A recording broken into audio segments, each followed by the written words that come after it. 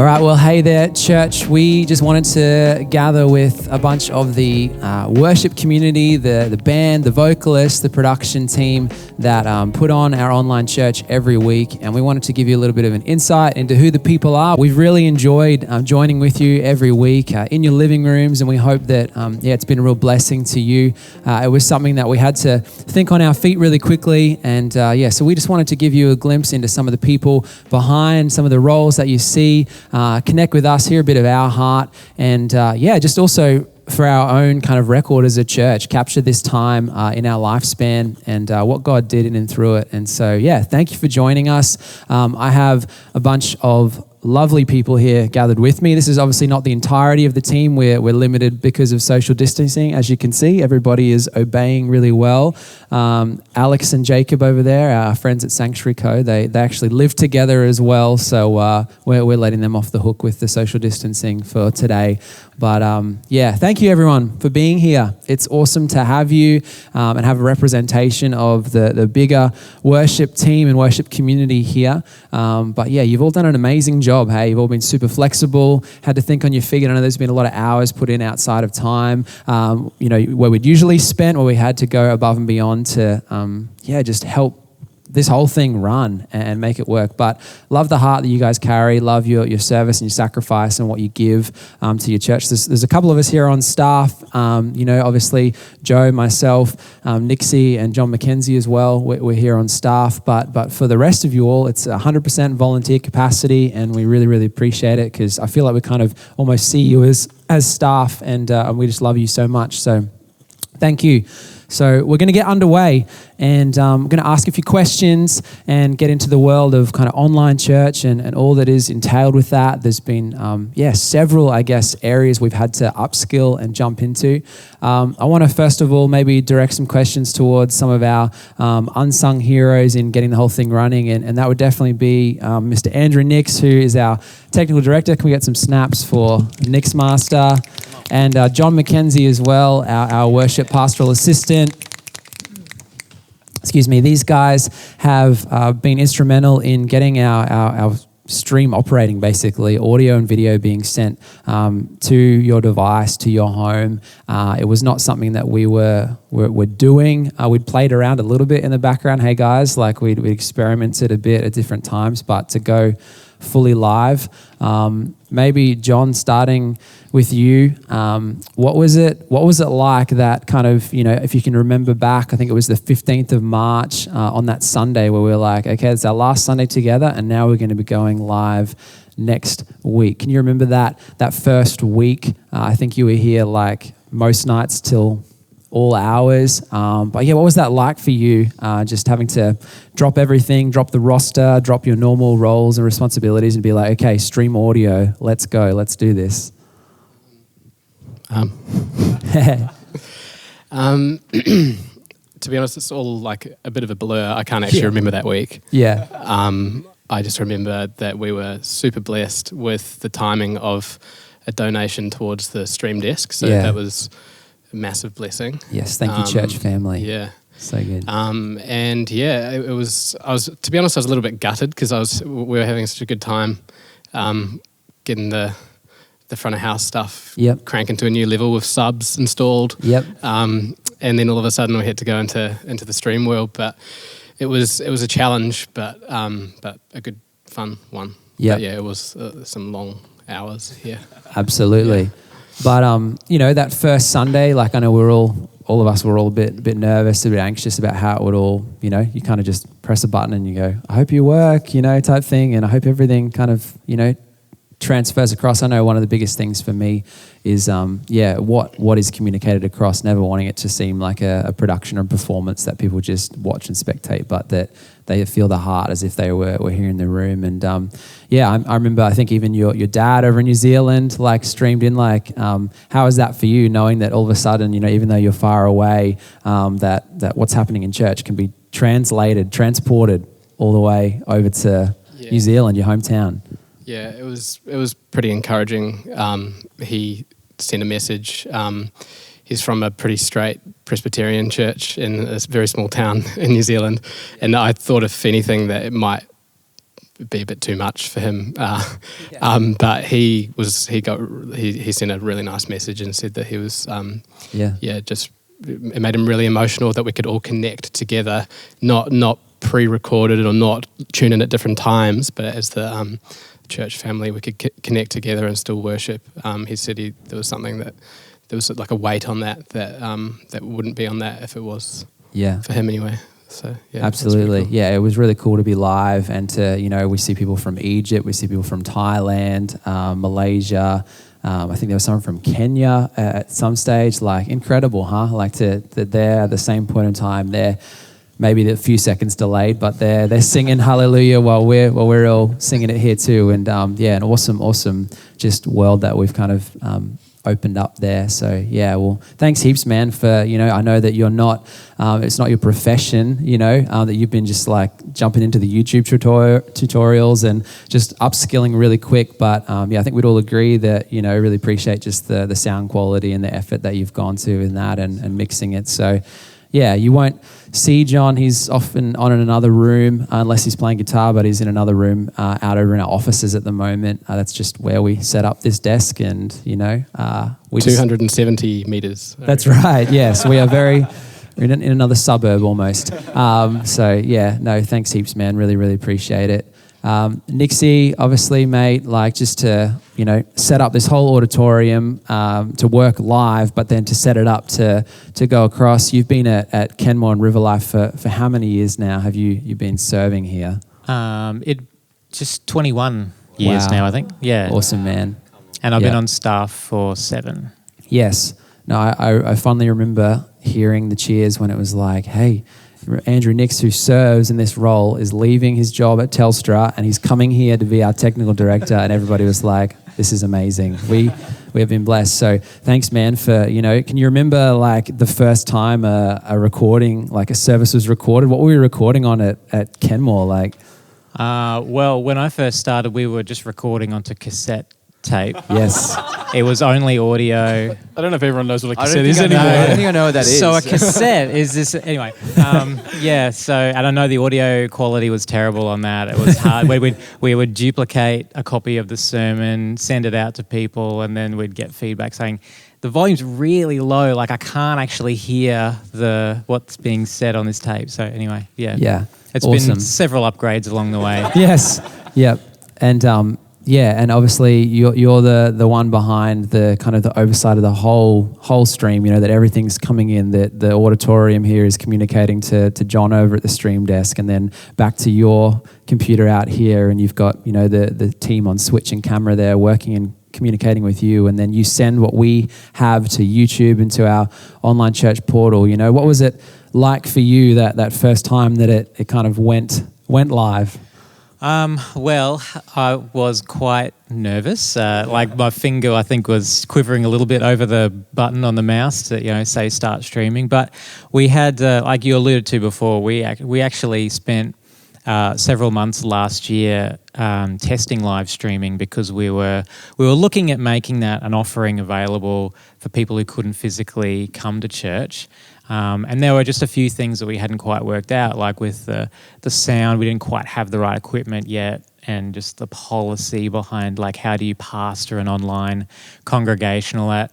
So streaming was on the back burner at the start of this year when COVID started. And so when that first week rolled around, it was like, brush off the cobwebs, check that it all still works, and just knowing that this was now the only way the congregation was connecting, that was like certainly, could feel the weight of responsibility on that. For sure.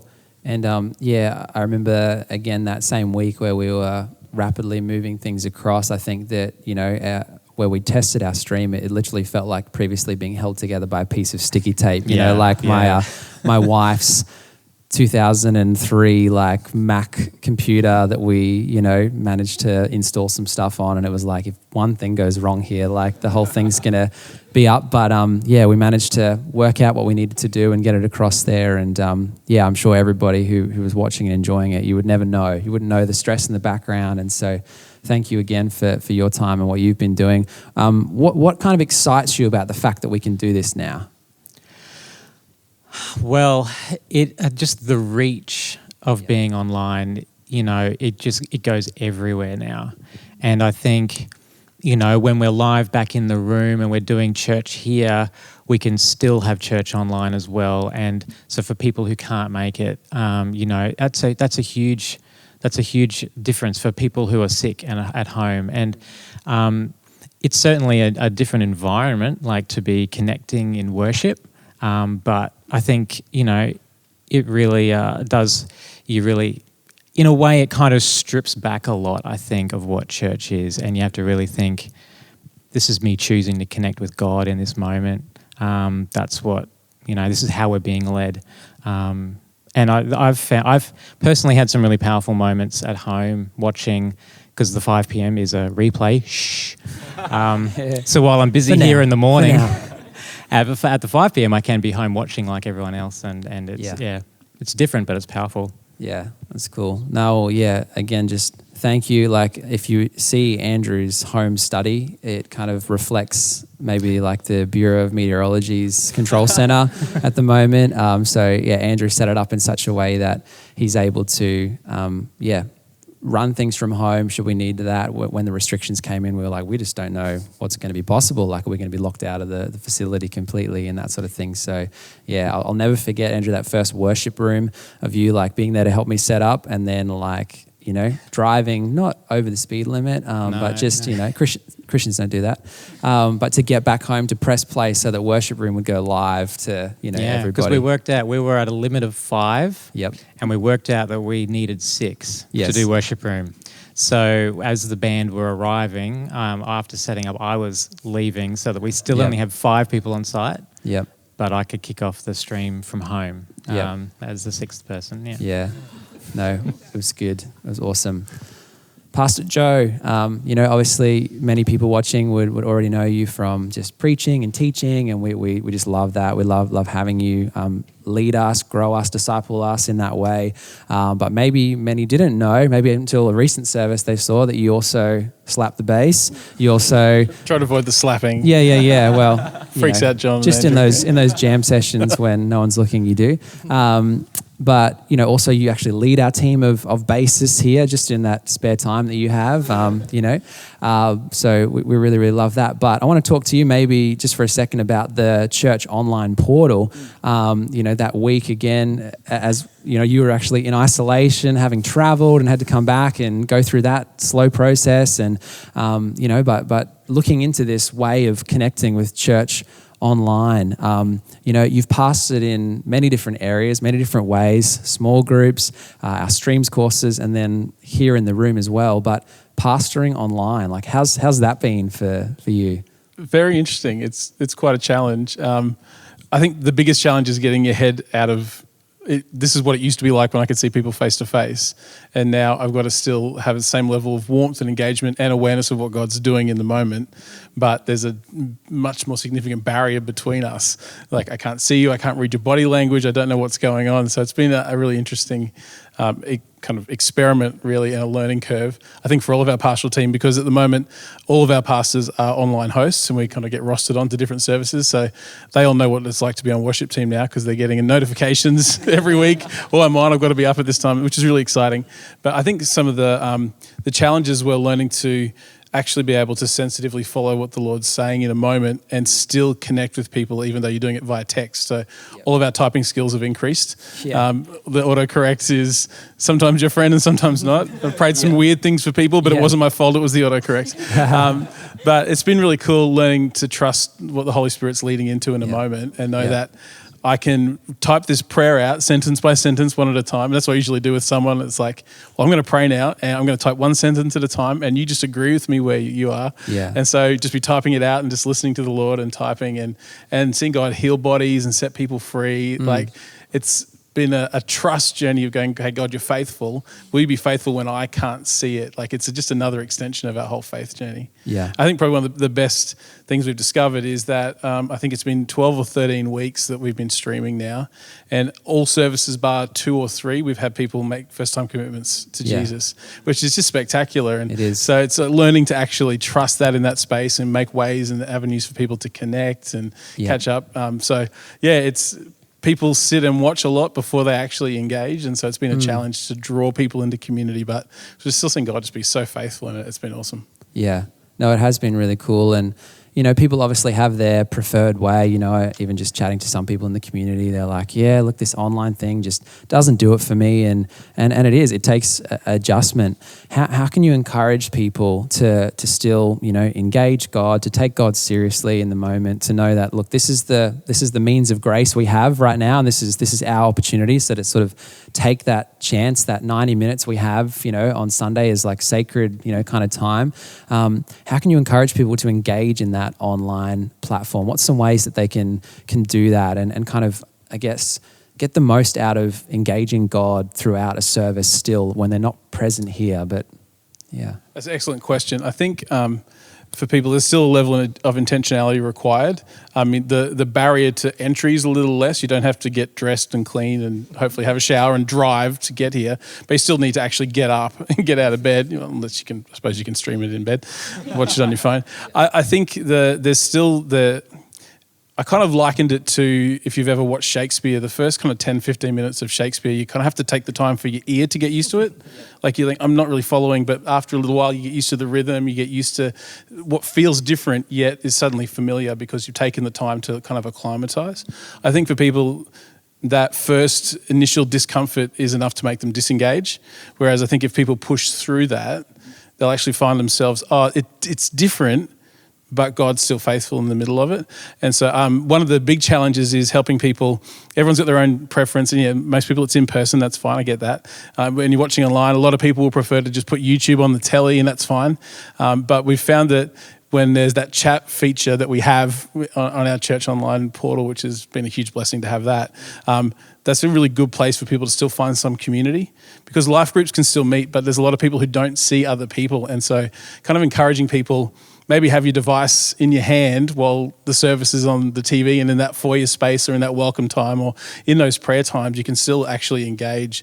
And so it's learning to, it's a spiritual discipline. Be disciplined enough to not disengage when you look at your device and flick over to social media, but actually keep your heart fixed on the Lord, your eyes and ears watching what's going on, but also are able to connect into that community space. Because I think if we forget that it's not just a vertical relationship, but it's a horizontal relationship, we miss the richness of the one another ministry. And God can still work through text. Like, he says where 2 or 3 are gathered, and I don't think he's precious about the form of gathering.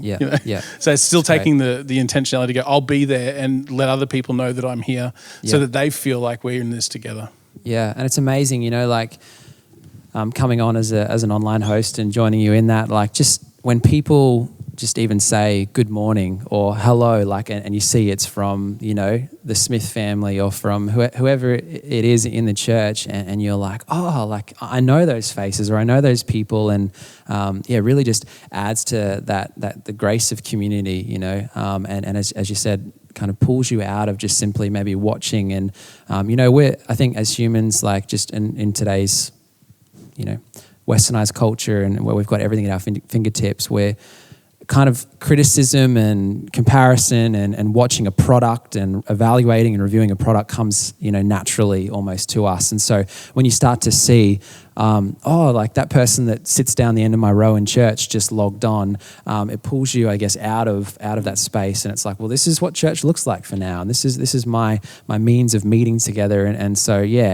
church family, if you're listening, every bit that you comment, every bit that you engage with us, just makes it so much more of a family environment. And so, even those of you who are overseas, I love seeing it when you say, this is where I'm joining from. I just get so encouraged. I'm like, wow, you're connected. Like John said earlier, people in New Zealand, you're connected real time in this moment with me. And having that ability to pray with them is something really special. But man, again, thank you. Thanks for all the time you put into helping working with Nixie and others to get the Church Online platform a reality for us. Thank you to Life Church. Like it's all free. They give us the platform for free. That have blessed the body of Christ with an ability to host something where we can post a prayer moment, post a salvation response, have ways of getting people's details and getting a Bible to them and that sort of thing. So we're just looking forward to seeing where that grows and expands. I've seen the platform develop. You guys have been working hard every week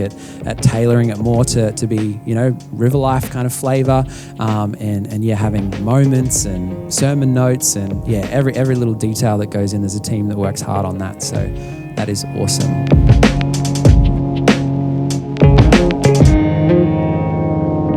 The pre-record was played through, and I think I was blown away. I don't even know how to word this, by the fact that time is not linear to God. He knew the spontaneous stuff, which to me felt like at the time, but just sat so perfectly with the service and with that day, and with it all seemed to come together and be right. Yeah. That I just learnt from that, I guess, that the wisdom to discern and have more faith that the things I'm singing out might not be played until a few weeks later on YouTube. Someone might play it back, and that's amazing that God's in control of what we sing, and it's time. It can still be timely for a multiple amount of time zones, like a sci-fi interdimensional thing. Yeah. I love it. Yeah.